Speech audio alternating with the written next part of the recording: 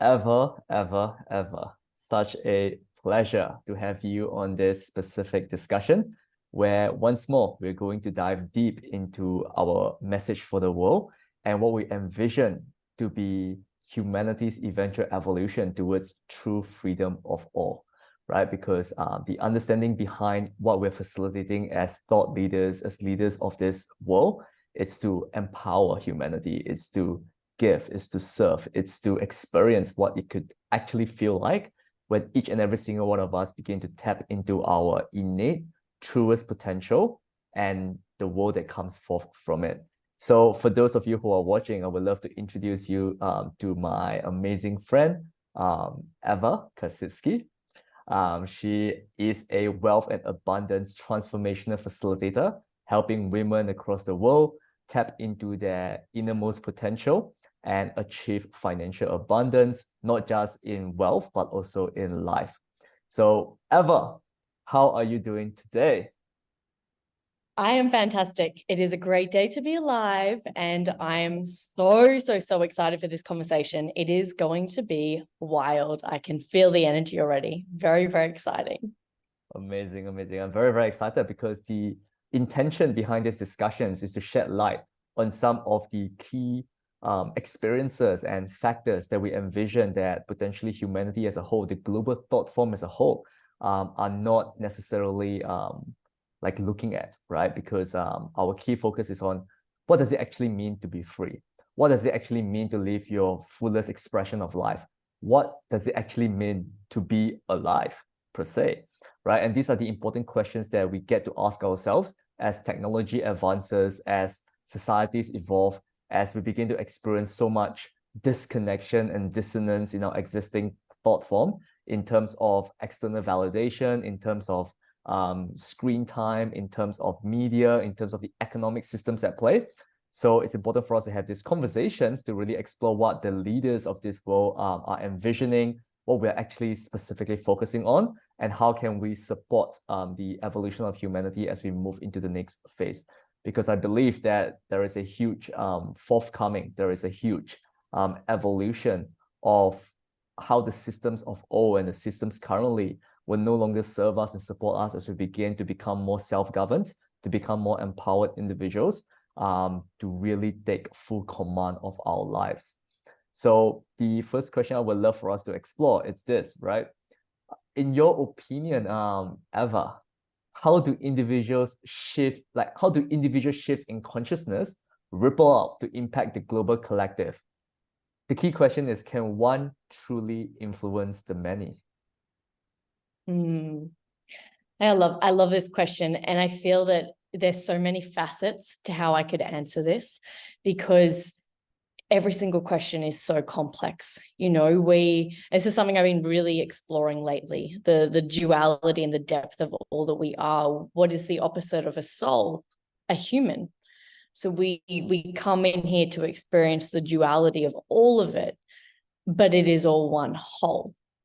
Yeah. And there are so many different dimensions, and there's so many different alternate realities that are also available right now in this reality. And so we could give multifaceted, crazy answers to this question, but I feel if we're just playing on the 3D plane, on the third dimension, well, we saw this through COVID. We saw how effortlessly the law of oneness, one person getting sick, it ruptures the entire world. All of the stories in time that have been told throughout history, I truly believe, and this is why, I teach wealth, because money is the greatest story of all time. It is the one story that was believed and heard about and spoken about in every single country in the world. So do I believe that one person has the power to start a story and tell it to every single person in the world? Of course. But what does it take for that one person to really come up with that story so that it's shared throughout the world? And this is where we can start getting deep and really go, well, what type of vibrational frequency was that one person on to have even had the download or the intuitive knowledge to see that piece of the quantum field to share it to the masses? So I believe if we look at stories like, money and religion and the most powerful stories of the world that have been taken and moved, well, yes, there's so much transformative power, and it proves that it is just like the domino effect. And whether you like it or not, if you don't have the power, you're sucked into the vortex of one person making that one story. And all of a sudden you are subjected to having to use a currency of money, whether you like it or not. And yes, you can come out of that. You can go live up in the hills and not have anything to do with money. But yes, I would say 100%. One person always has the power to change the entire world, and who you're being every single day, and the story and the vibration that you're being is going to catch on just like wildfire, like a story, because a story really just is a vibration, but we've used words to mask the vibration, and that's just how we communicate. So yes, I hope that was a crazy answer, but that's how it came through. I mean, that's exactly what we are exploring here, because what we thought was insane or crazy now it just seems so normal, and it's going to continue to move forth in that direction. What we think it's crazy and insane now might not be in the near future, right? So all of these different facets of expressions, all of these different perceptions of reality is what we begin to really explore. We get to explore this, right? And building upon what you've said, exactly right. Like, I believe that each and every single one of us, to even begin to understand whether we can truly influence anyone, is to know that we are in actuality influencing ourselves first and foremost, right? So the ability to influence oneself, it's already an indicator that you have the ability to influence, right? And that's the understanding behind it. And I believe that we are all born up into this world for a reason, right? The ability to influence ourselves translates into a purpose that we have in this world, right? And if we understand that, and we begin to understand that they were all simply different expressions of a collective whole, they were all simply different parts of a unified whole, then each and every single one of us serve a specific purpose, has a specific influence, exactly as you said, in the quantum field, because we serve and we contribute to the greater good of all, to the ecology of the ecosystem in any way whatsoever. One specific action, no matter how small, whether it's buying something off the shelf, whether it's buying a specific food from an item menu, creates a ripple effect that we can't even comprehend. So talk about influence, right? That's exactly right. And I would love to dive a little bit deeper into what you mentioned about dimensions and outer states of reality and different modes of reality. Like, how has your journey, your personal life events and experience transpired to lead you down to this realization or this potential embrace of the possibilities that there are different dimensions out there? Yeah, so it's interesting that you say that. And I think like the biggest thing is it's funny that my name's Eva, because I've always known that it's evolution. Yeah. It is about how quickly we are evolving as a species. And I don't know for you, but I notice like I'll write down in my journal, I desire to learn more about quantum physics. Within 6 months, I just understand it. Like, and I don't believe that we'll ever fully understand, because that's the ego, but I just understand it so much deeper, and the information just downloads so quickly. And years and years ago, I was teaching people, how to make money, how to deal with cash flow, like all the stock standard things on this physical plane. But now my whole journey is really about awakening people to wealth, because the wealth already exists. Yeah. So it's just seeing more of what is. And I believe that's what we're on the journey of doing. We're not evolving to get anywhere. We're evolving to expand our consciousness so that we can see more of the quantum field in one hit, so we can experience more events in one whole. And I feel that as the world is moving into the 5th dimension and new earth and all these things that are changing, and now, the age of Aquarius, like we are at the front of the boat. Like anyone even listening to this conversation is at the front of the boat, looking at the waves coming, going, wow, like this is exciting. This is scary. This is crazy. It's the evolution. And I feel that we have these teachers like Jesus turning water into wine. And then as a society, we have to catch up to the calibration of the highest piece that's being shown to us. And that's naturally what we are doing as light workers and star seeds and old souls, where we're moving reality to a place that we've actually seen what is possible. And the highest form of manifestation is the turning water into wine. But we do this level of manifestation all the time, whether we're aware of it or not. You know, it's like left arm move, but we're not aware of it. We don't physically go, on a minute oh, level. Yeah, on a simple yes. level. Yeah, literally. It's like, wow, I'm really good at manifesting. Look what my avatar can do. Literally. Yeah. Amazing. Yeah, 100%. Yeah, think about it exactly what you said. Like our thoughts translating into our actions, like just moving our hand. It's in essence manifestation, right? In essence, facilitating our reality, right? Like people like don't even realize the ability and the power that we have. And you were you always like this? Were you always like tapped into spirit, understanding, for example, quantum physics or a curiosity for it? Like, how did that journey transpire towards that? Yeah, so my soul definitely chose an unawake family. And, you know, none of my family believed in anything. I would maybe go to church once a year at Christmas time. And there was always something in me. I remember when I was in grade 4, I was like, God, if you're real. And I thought of God as like this big man on a hill, just kind of like the image of God. Whereas now I just, like believe that it, you know, source energy and we're all God consciousness. But I would say, God, if you're real, I want this. And it was funny because I used the word want. I would never use that word now. I'm always like desire, because want implies lack.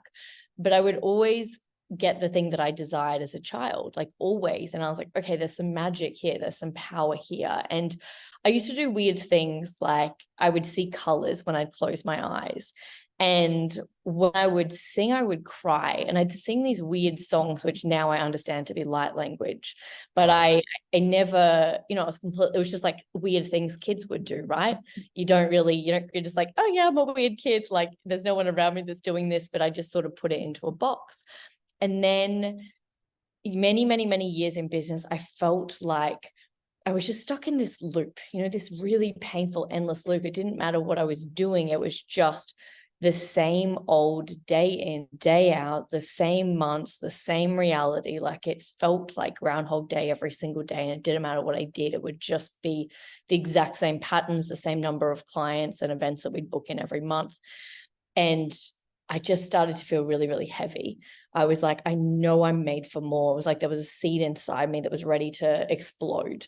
And I couldn't do another day in this mundane cycle where I was hustling and I was getting burnt out for peanuts. And a friend was like, go see a medium. And I was just so unaware. I was so unaware. I was the kid that was like, look, there's gullible on the ceiling. And I was like, where?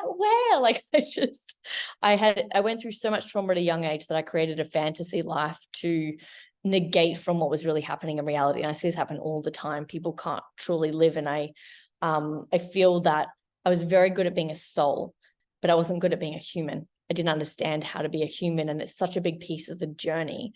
So I go to see this medium, and he's having a full-on conversation with my dead dad over his shoulder. And it was, you know, singing songs my dad sung as a child. And I drove away, and something inside me just woke up, and it was just like one of those crazy movies. And for 6 months on end, I felt like I was high. Like I was just high on every drug under the sun, but I wasn't, you know, physically taking drugs. It was just the feeling in my body. Like I had woken up when I'd been asleep for so long.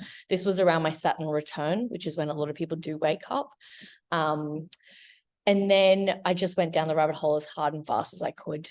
I journeyed with plant medicine and shamans and teachers, and just started listening to things. And I feel that now, and Bali was a huge awakening for me, moving to Bali, because the ley lines on the earth are crazy here in Bali. So even in Australia, I was doing a lot of things, but now I channel a lot more. I can connect to spirits of villas. Like it's just a really deep, it's crazy. But you have to get to a level where you can hold the frequency, where you can hold the channel.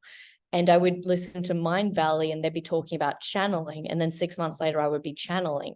And so I feel like it's an important piece to see where the mind plays a role, because the mind needs to have the seed planted and accept the idea so that it can harvest, so that you can actually, you know, do the thing that your soul desires for you to do.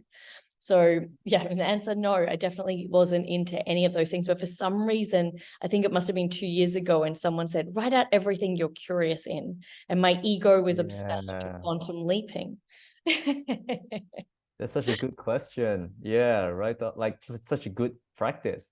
Write out everything that you're curious about, because as we grow through life from a young age, we've been told not to be curious about anything because that's how the world should be, or this or that, or yes or no, in various ways. So that was such a huge, powerful practice. Like write down everything that you're curious about, because then you get to really embrace, exactly what you said. And I'm curious as well, like the discernment, the distinction, or the understanding behind human versus spirit.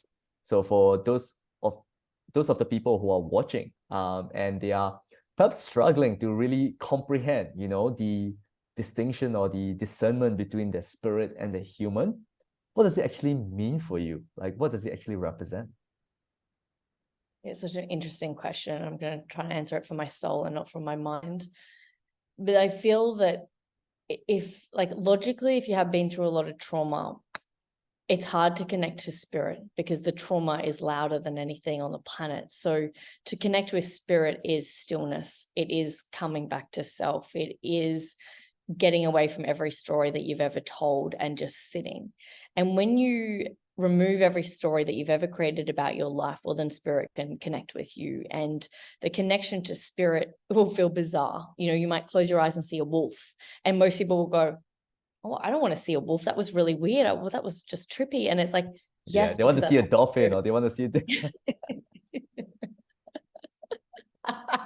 give me something nice. But there is a beautiful alchemy, and we're all here to teach people things. And I'm naturally an air sign, so I'm so much more in flow and lightheaded, and I'm so much more with spirit that alchemizing to the earth's physical plane has been my work on this journey, because the physical plane is money. That's where it all is. And so in order for me to manifest insane amounts of money and abundance, I've had to learn how to be a human and actually truly embody the humanness, but from a healthy sense of self that is integrated with soul. And yeah, it's very, very interesting work. And it's the duality of it, it's real and it's not real. It's an illusion and it's not an illusion. There's so many different facets to this whole journey where whatever we say today, it might not be real tomorrow. Yes, because we are continually evolving, we are continually delayering, right? I would love to dive into the understanding of duality and potentially separation and oneness, because for a lot, I would say for the generic global thought form, people are struggling to really embody oneness. And even us as leaders in various aspects of our life, in various situations, we fall into separation, we fall into duality. So what does it actually mean in this existing global thought form? How can people grasp this concept? How can people experience this concept? Like, what does it actually feel like? What does it actually mean? All of this. Yeah, it's such a beautiful piece when you can embrace oneness, but I feel that also we have to understand that we did come here to see the separateness. And if we're just a soul, we don't know who we are. We can't experience any of it. But because we've come down here and we haven't been taught, we don't have school systems that are set up that are, hey, we're all one. Like it's almost been dramatized, like the Brady Bunch and creepy families. Yeah. And it's set up to go, my gosh, like I'm just seeing me and you. I can't see past that perception. And so what we're really doing every day is, and I love life so much because every day is just like a delicious video game. It's like you're looking at who you're being in that moment, in that reality, and you're just looking in the mirror. And let's face it, everyone's ego loves to look in the mirror, but it loves to look in the mirror when it's got a certain story around how it has to be. So when we dissolve the story, it's just like, oh my gosh, look at that cute side of me getting angry when someone's yelling at you, and you notice that it triggers you. And so that's your mirror.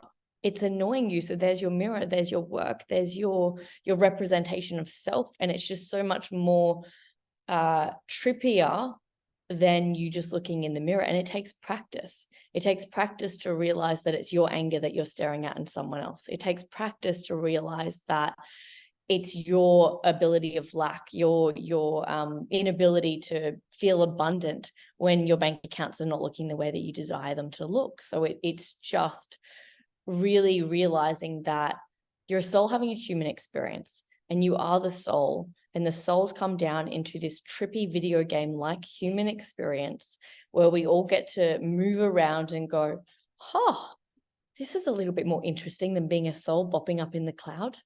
This is a bit more interesting than just having everything given to me and being at complete wholeness all the time and just being okay with everything. And, we can't even feel it or even fully comprehend what it's like to be a soul. But yeah, I feel that duality is beautiful because we chose to experience ourselves on a deeper level, and that's all life is. But the journey is not putting labels on things and making things, good or bad, right or wrong. The pain is just as beautiful as the love. The being broke is just as beautiful as being rich. Like, it's all just you, and you get to explore your psyche without judgment. And when we judge it, of course, we're going to see it in the mirror of life. And so it's not hard to view life the way that you choose to view yourself, because it's all just a perception. Yeah, exactly. And it's such beautiful words, because what I've begun to perceive as well is that we are the human experience. The fulfillment always comes from our experiences, bringing duality into oneness. Always, all the time. Every single time I experience duality, the human experience fulfillment comes from bringing it to oneness. It is not about being at one all the time, right? It is to breach duality into oneness, and that is the human experience. That is us in a nutshell. That is the entire purpose while we're here, right? So every single time we experience duality, every single time we experience separation, which usually comes from fear or shame or guilt or anger, bringing us back to courage towards sacred neutrality, and then experiencing unconditional love is where we find fulfillment. That is the human experience. That is the human journey. Like, through this conversation, a light bulb just switched on. I love that so much. I love it. And as you were saying that, I was thinking that I create duality in my day all the time. Like, I'll never go to the gym at the same time. I'll never do 2 days exactly the same, because I need to create, if I go to the gym in the morning, what's the opposite of the morning? It's nighttime. It's the duality. But if I have consistency every single day, it's like we're building up this false illusion of what our life needs to be. We're recreating this Groundhog Day, and it doesn't need to be like that at all. You have to have the light to know what the dark is. You have to have the pain to know what the joy is. The only reason my life is so good now is because I was in pain for 30 years before things started going my way and working out beautifully. And I'm like, I cannot tell you how happy I am right now. But if I was born into this life and this version of my reality, I would probably be the most unhappiest person, because I'd be comparing it, trying to create the duality of the reality, because this is what we're always trying to do. If we don't have enough duality in our reality, we try to create it by a massive dream, and we're trying to separate the reality so that we have that, instead of knowing how to embody it as a whole. Yeah. And for people who are wondering, like, how do you begin to tap into spirit? Like, let's say if I'm born from a family where trauma is the default frequency, or even on the other side of it, where I'm always given everything, like, what does it actually mean to be real? What does it actually mean to be authentic? What does it actually mean to live my truest version of life? And you spoke about pain, right? For the past, like, for example, for 30 years of your life, you were experiencing pain.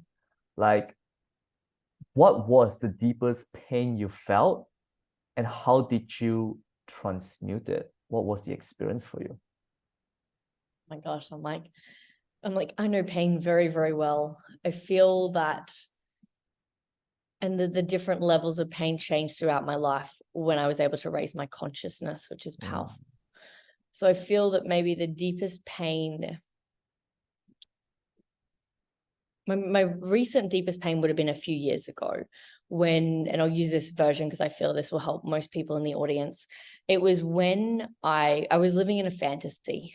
So I was telling myself that I was doing all these things, and on paper, things were working. I was making multiple 5-figure months. I was doing quite well. I moved into a penthouse apartment.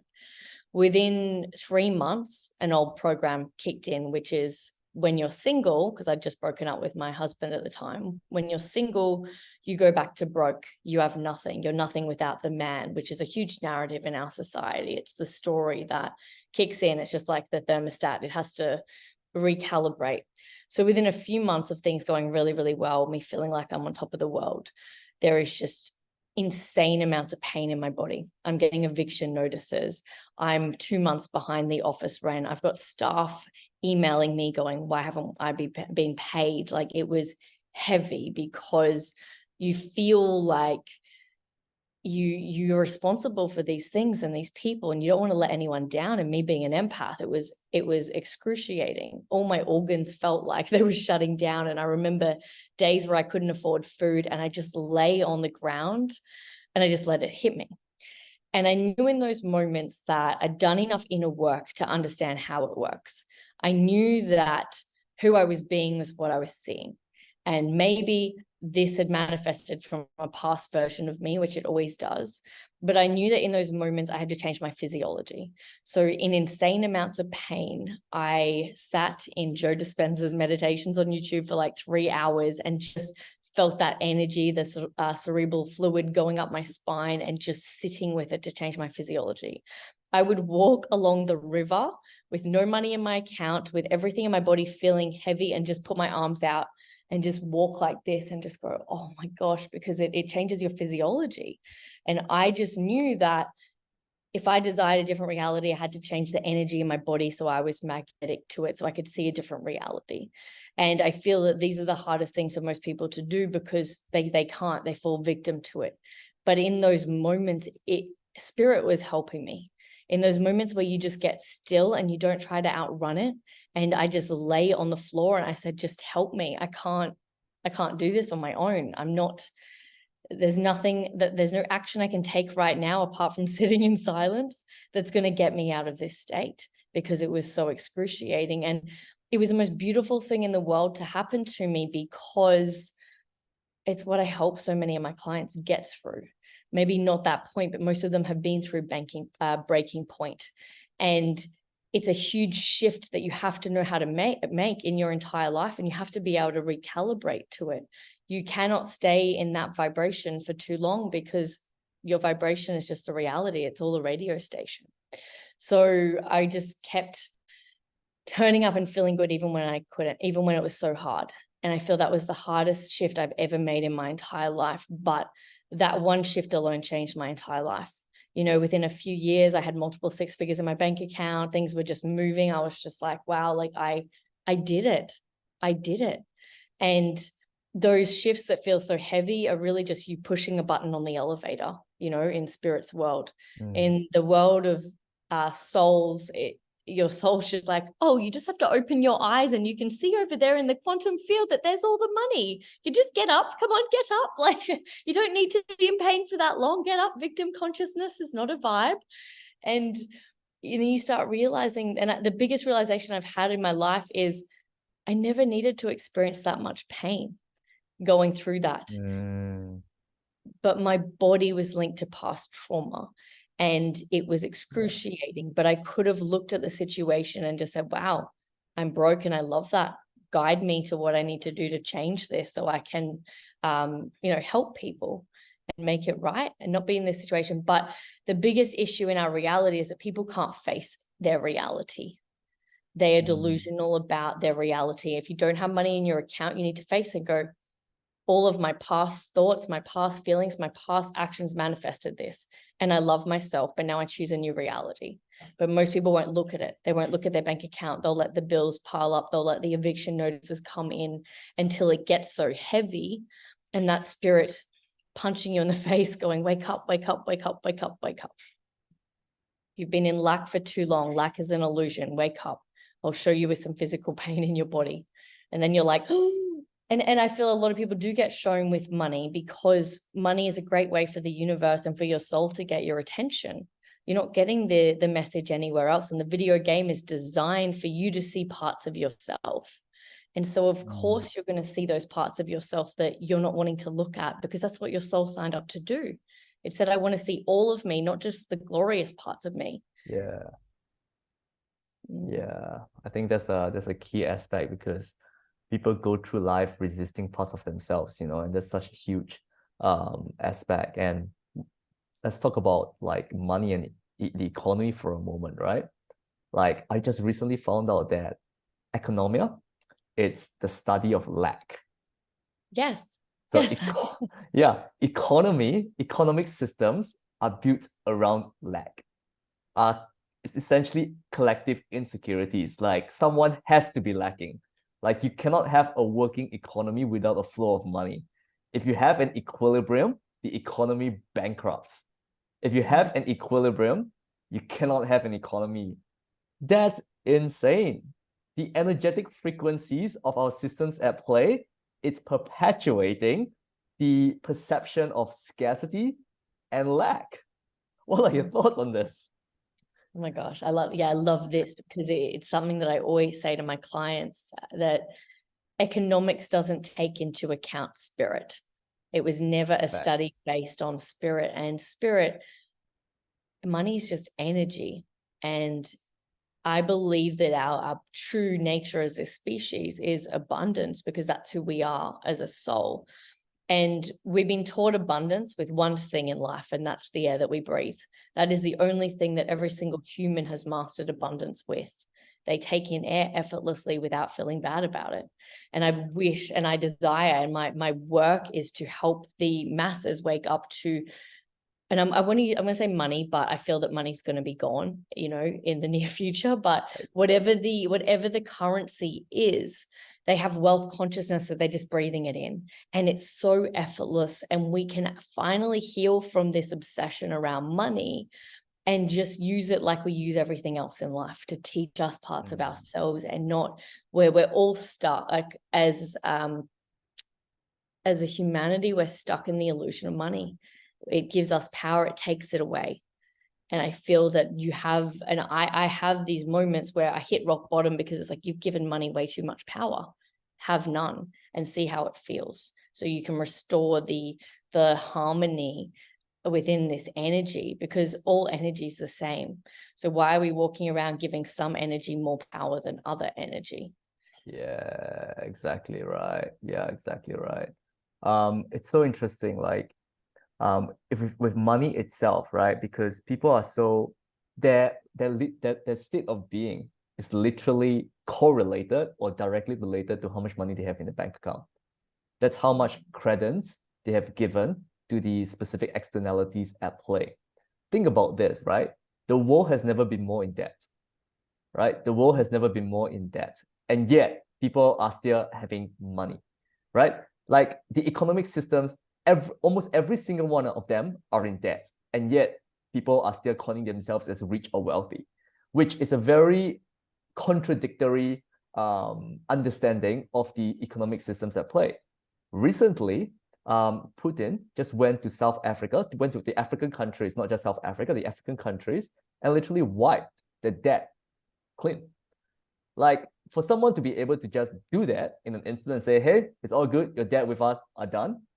Think about the illusion that we have chosen to subscribe to, the power we have given away from this system or this construct that have been created with regards to the economic systems, right? So in your perspective then, given the vision of true freedom for all, how do you see the role of money either supporting or inhibiting this vision?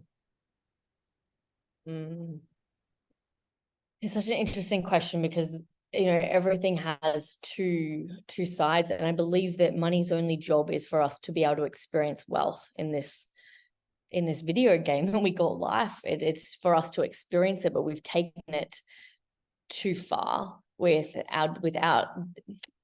lack of the inability to see our darkness, you know, because we're not alchemizing all of ourselves. And money has been the greatest teacher to show the world that it's this ability where we're not looking at our darkness and we're obsessed with this notion of money, and we're only looking at it instead of all the parts of us. It's almost like fame, you know, putting people on pedestals so that we are dismissing all the parts of us. And it's also, you know, ingrained in the fear of, well, if I go down there and if I see that I'm not a good person, then I'm not worthy of love. And so I believe that the illusion of the video game has become quite controversial because people are just getting really, really, really stuck with the duality. You know, it was meant to be a beautiful way that we could experience ourselves, and they're getting stuck in loops and in cycles and in the mundane because of the inability to be like, you know what, sometimes I yell at my kids, you know what, sometimes I get angry at that person, you know what. And anger is probably actually one of the biggest shadows that there is. Most people don't want to admit that they get angry because it's not good. And because how we do one thing is how we do everything. So it's like the anger in the world is almost like being broke. You can't be broke. There's something wrong with you. So we've got all of these shadows instead of just kind of being in a beautiful community where we're all one. It's like, oh, you need some more money? Have some more money, Ray. Like, there you go. I've got your coffee today. Like we're working in sync really, really beautifully. It's more like, oh, what's your bank account looking like? Oh, you don't have any money in there. Like it's this judgment of ourselves. And I feel like that is why the world's shifting so much right now, because it is moving into a place where we don't have a choice but to be in that space where we have to realize that everything's just a teacher. Money's no more of a teacher than the trees outside, the grass outside, than the houses that we live in. But we have to stop giving away power to parts and pieces of ourselves and our ego, and instead start to come together and realize that if you're broke, I'm broke. If you're not doing well, I'm not doing well, because I'm looking at me in the mirror. Yeah, so true. Because again, ecology, right? Ecosystem, that's how we shift from a system that's built around lack to a system that is of abundance, right? And to be of abundance, it's abundance for all, because you cannot have true abundance without abundance for everyone. Then is it really abundance? You know? I love that. That is so true. It really is true. It's like, because my kid, it always gets in my head. It's like, no troll left behind from the movie Trolls. I'm like, we can't leave anyone behind. Like if you're struggling, we're all struggling, because you're only as strong as your weakest link. Exactly. And because of how interconnected each and every single one of us are, right? It contributes to the greater good of all, right? And that's why we're doing the work we're doing, right? In terms of how we facilitate, how we understand the world, how we perceive ourselves, which is so important. And I want to touch on like what you said, because a lot of the relationship that we have with money is also based upon judgment, right? Like judgment. And judgment is such a huge lack perpetuation, right? Because judgment is deeming you as good or bad, right or wrong, right? Evil, like heaven or hell, for example, right? And the legal systems as we know it is literally the epitome of judgment, right? Like guilty, not guilty, wrong, right, epitome of it. And yet some of the decisions are made by a jury, and a jury is also based upon collective insecurities of people with potentially journeys that they have yet to move through, that they are unable to see outside of themselves, to see within others, within themselves, because you can only judge someone as a direct reflection of how you're judging yourself. So it becomes a very interesting system that we have begun to create, the legal system. So in your experience, what has been your relationship with judgment, and how has that either affected or contributed to your relationship with money? When I was younger, my mom would judge everyone. like just couldn't look at anyone without insane amounts of judgment, to the point that it made me feel sick and uncomfortable. And so I went in the opposite direction and became this empath that was like, let's include everyone, let's all just get along. You know, it's funny because then you don't experience the duality with boundaries. But judgment with money is an interesting thing. I would judge myself when I didn't have money. I would judge myself for being broke, which was the biggest hindrance, because you have to love the whole. And I feel that only when you can love being broke can you be rich. You cannot become truly rich if you cannot fall in love with broke, because money's just the whole, it's just the continuum. Yeah. If you reject death, you reject life. If you reject, and then so we start going down the rabbit hole with all these pieces, but it's like, where am I rejecting myself? If I'm judging you, I'm rejecting a part of me. And if I'm rejecting a part of me, well, then the money's going to struggle to come to me, because the money, the energy that, like, if we take away, and I do a lot of work by just removing all the words, just removing every single word and not having a story, and like seeing what the energy is doing. Judgment is separation. It's pushing things away from you. It's, oh, I don't want that. It's almost like the opposite of rejection, and pulling yourself away from soul, really. And so the money is going to struggle to come to you, whether you like it or not. If you're judging people, the money is going to struggle to come, because that's just what the energetics are doing in your being. It's like, oh, I don't like that. And the money's like, oh, I don't like that. It's just a mirror. It's like, how can I serve you? The universe is like, how can I serve you?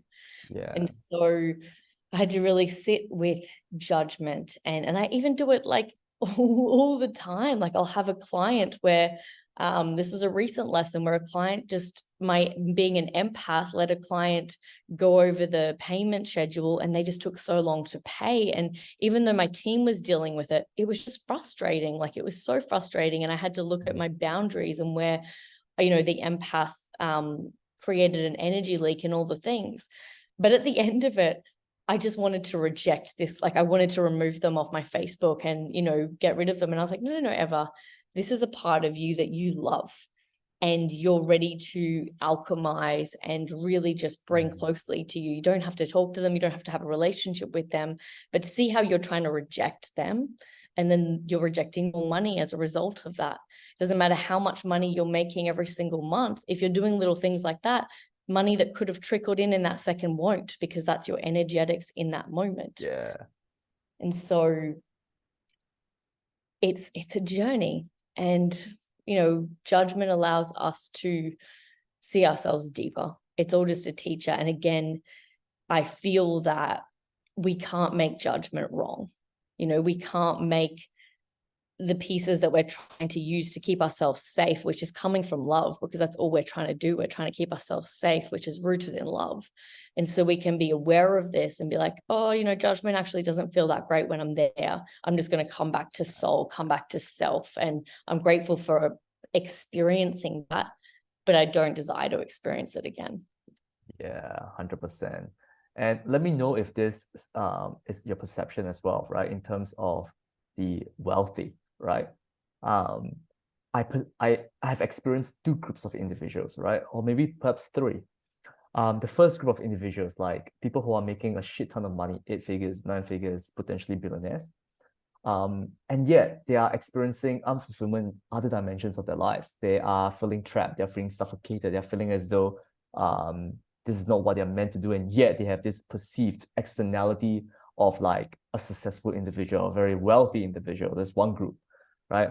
Another group is they have all of this wealth and they never speak about it. They speak about their vision, they speak about the mission, they speak about what they're changing, they speak about, it's never about the money for them. Like the money was always like a byproduct of their actions and the decisions and the choices, and they're so aligned with themselves, and it's never about the money. And this is a second group of individuals. It's almost like two ends of the specific spectrum in terms of their acceptance of self and the acceptance of their legacy and the acceptance of their vision. And then there's a third group of individuals where they are bouncing between both. They are not sure. They are always hitting a specific plateau of income, right? Of sometimes feeling fulfilled, sometimes not feeling fulfilled, and so on and so forth. So what is your experience with this? Like, what is your perception of this? I think it's interesting because the first group where they are putting everything into the money and into the business is the inability to look at all the other parts of themselves. So it's like, yes, what you focus on, you get. And I've had a lot of clients like that, but I always feel that they end up going bankrupt. They end up being like, it will get brought down.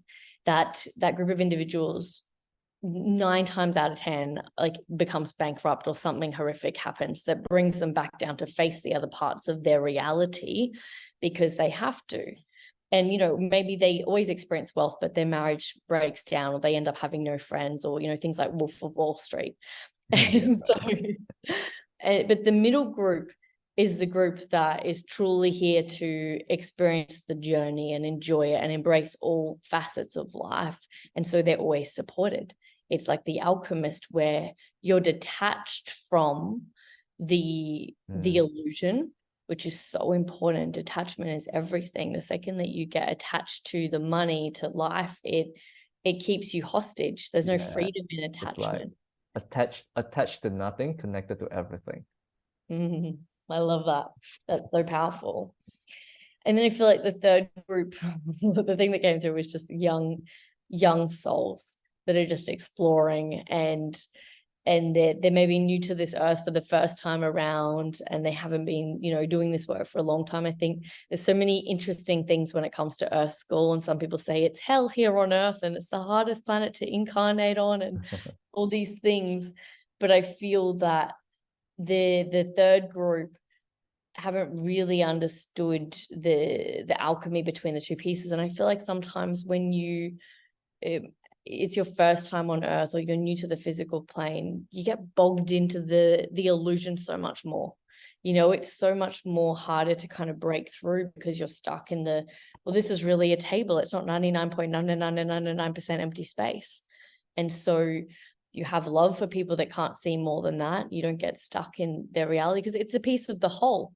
It's the young parts of us that are immature, the child, the baby, the toddler that just, you know, gets to experience life in its fullest. But it is very, very interesting when you put it that way. Yeah, exactly. Like, even for myself, you know, only perhaps like a year ago, or a little bit over a year ago, less than a year ago, I connected with unconditional love of self. So even in my experience, you know, it's almost like this is a new space for me. This is a new state of being. I've rejected love for so long. And now I get to explore what this could actually mean for me. So it's the acceptance of self that is so important, because it dissolves all judgment. And I would love to read this quote from you, from this book that I'm reading, called God I Am by Peter 𝗗𝗲𝘁𝗶. And this quote is this: where judgment is not, accusation is absent. Where accusation is not, guilt is absent. Where guilt is not, forgiveness has no purpose. And a state without a need for forgiveness must, of necessity, be a state of pure being, of innocence, a state of enlightenment. Yeah, it's really, really beautiful. Very, very deep.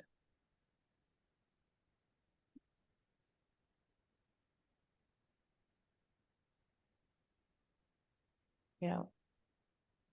I feel like a lot of the inner work in this lifetime is to just be still, to not move, to not make moves on the chessboard all the time, and actually just pull back and just be. Yeah. Coming back to sacred neutrality, coming back to self, clearing the conditioning, delayering, and so on and so forth. So the question would be, how have you ensured that your personal and professional financial decisions have aligned with a vision of an equitable and sustainable economic system that you envision? This is such an interesting question, and it always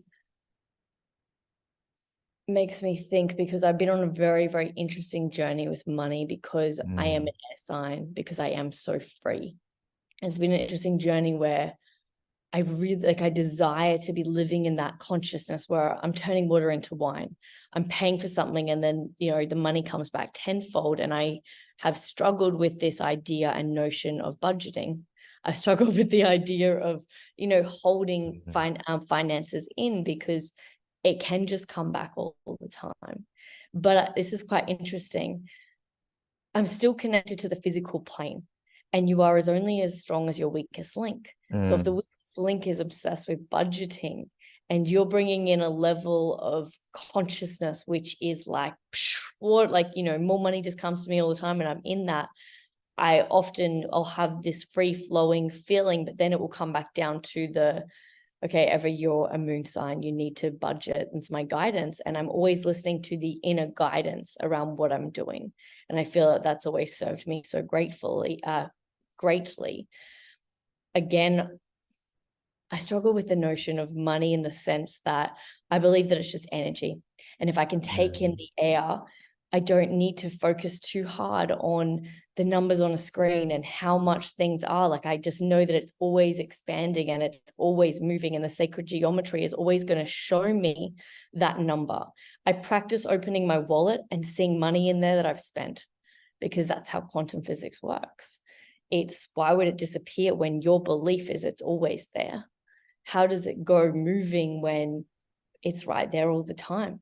Why would I believe in a reality that doesn't serve me?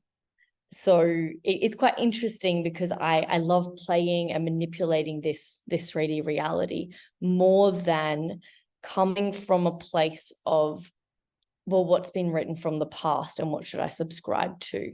It's more like, I'm in a playground, and what do I want to play with today? And how do I want to make my Play-Doh work for me? So Yeah. we have a very, very, very interesting take on that. I believe that when I desire the 10 million to come in for the schools that I desire to build overseas, it will just manifest, because I'm turning water into wine. And that's the consciousness that I desire to be in. And sometimes I'll get pulled back to the humanness of it, which is like, oh, but we need to make this every single month, and we've got this. And, you know, there is the logical structure, there is the web. Don't get me wrong. I spend a lot of time looking at my money. I spend a lot of time, you know, sitting with my money and feeling into the energy of it and where it's going and what I'm spending it on. And, you know, I'm not a 𝗗𝗲𝘀𝗶𝗽𝗁𝗍𝗓 fairy that's not looking at the groundedness of life. But in terms of really being in this world, but not of it, I feel like I'm always looking at ways to interact and engage with my money in a way that sometimes hasn't been taught before, sometimes hasn't been put out there, but I'm guided by my internal guidance system. And that's the craziness of how I live my life. And I don't know about you, but I feel like living here in Bali, the energy is so clean. Like there's not all the thoughts flying around whacking you in the head that's like, whoa, Debbie, you're having a funny day today. Yeah, I think it's in various aspects, it's because of the greater depth of stillness and the greater depth of being relative to a lot of the more developed countries where there's a lot of externalities, distractions, systems at play, and so on and so forth. Like there's not much of a specific system per se in Bali, right? In various aspects, which brings, like, even the conversation, I receive a very powerful download, right? With what you've just expressed in terms of like the facilitation of money and so on and so forth. It's this, right?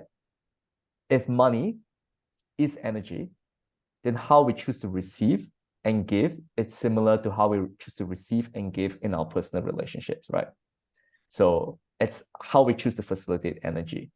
So perhaps for souls where they are very free-flowing in their money, it actually requires discernment, because sometimes giving too much or spending too much to a specific entity or to a specific organization, it's actually not beneficial to the ecology, because it perpetuates their own insecurity or their own relationship with money, and it perpetuates, like, because sometimes giving too much resources to a specific individual doesn't mean it's good, right? Like what I've begun to realize, like, if, for example, right, in third world countries, if you give if you think you're doing a good thing by giving money to kids on the street, but perhaps you're perpetuating a system of kidnapping, perhaps you're perpetuating a system of drugs, right, that you're not even aware of, thinking that you're doing a good thing, right, because you're coming from a good place, which is the same as money, right? So the concept of requiring to budget, which is what you're receiving from your moon sign, perhaps, is like the discernment factor.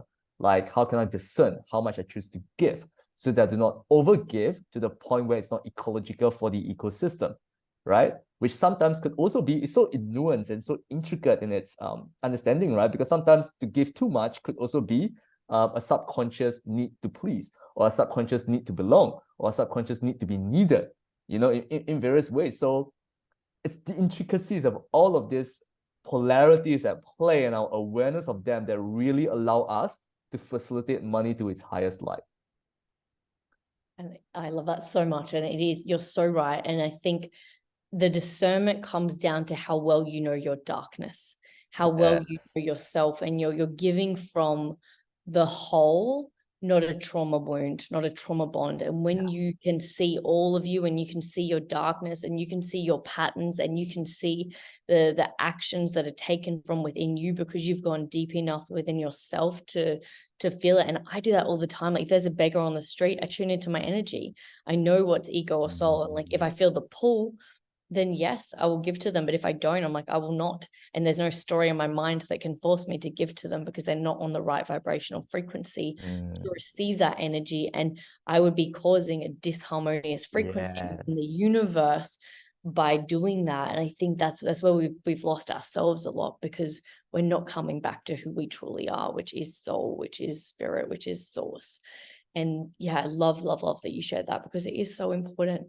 And it is really, really sitting with it all. And, you know, even though I say I don't do budgets, I have an understanding of what I desire to receive, and I'm manifesting that in. So you could call it a budget, but it's not really. I don't limit myself. If I feel the pull, I'm going to go and do it, because that's what my soul desires for me to do.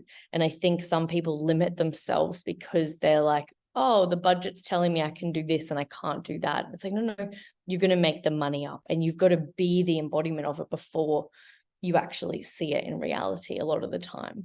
Yeah, exactly. And the less you can resolve the need to be right, the more you begin to tune into your innermost perfectness, right?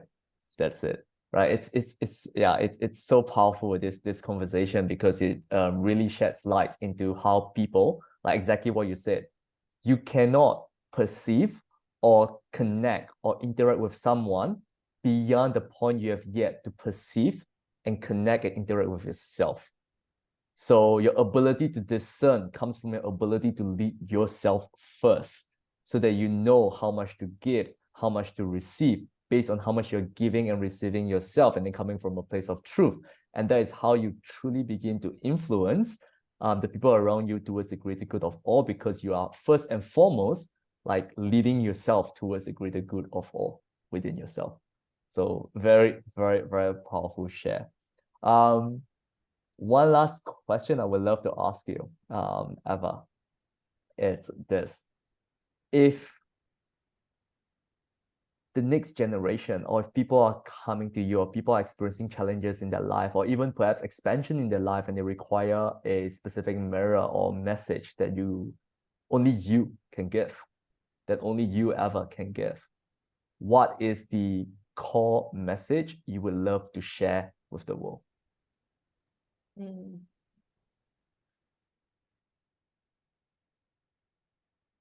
It's for people that are feeling stuck, or they're ready for the next level.